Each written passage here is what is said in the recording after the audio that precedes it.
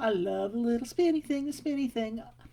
Today is March 23rd, 2001. It is a Tuesday.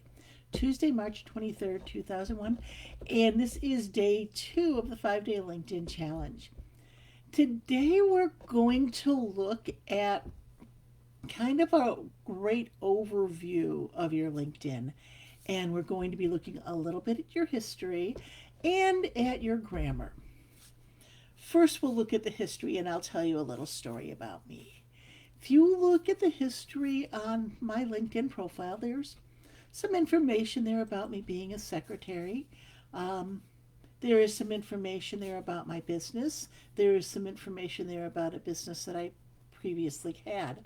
Something you won't find there, and this isn't top secret, I don't think, but it's something I don't feel belongs on LinkedIn. For about a year and a half, when things were kind of weird and the world was falling apart and my husband was between gigs, I took a job as a lunch lady. The main reason I took this job was because it brought in insurance. And at that time, that was something that we needed. It kind of helped bridge that gap. He'd gotten a job as a contractor, but it didn't include insurance. And so it was a very useful thing at that time for our family. It has nothing to do with what I'm doing now. It has nothing to do with my, overall overarching value or plan for life. So it's not on my LinkedIn profile.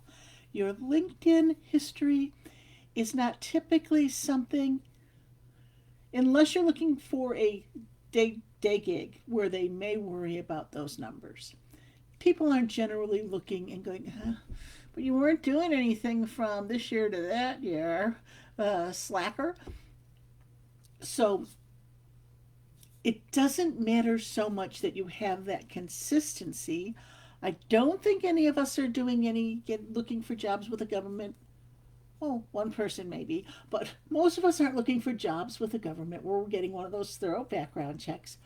So you can choose what items from your history you wish to appear on your LinkedIn profile.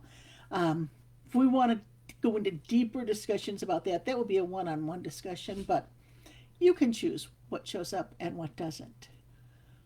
But I'm going to point out something that I've seen happen often and a question I've often been asked, and this sort of has to do with grammar.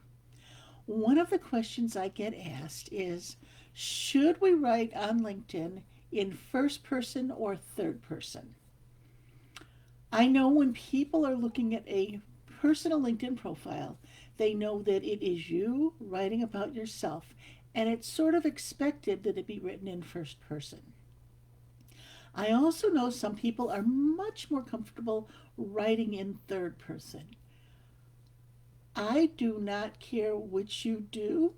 What I do want is for the summary section and every single job, I want that to be the same. I know sometimes, for some of us, we've been on LinkedIn for 10 years or more, and our thought processes can sometimes change in that time.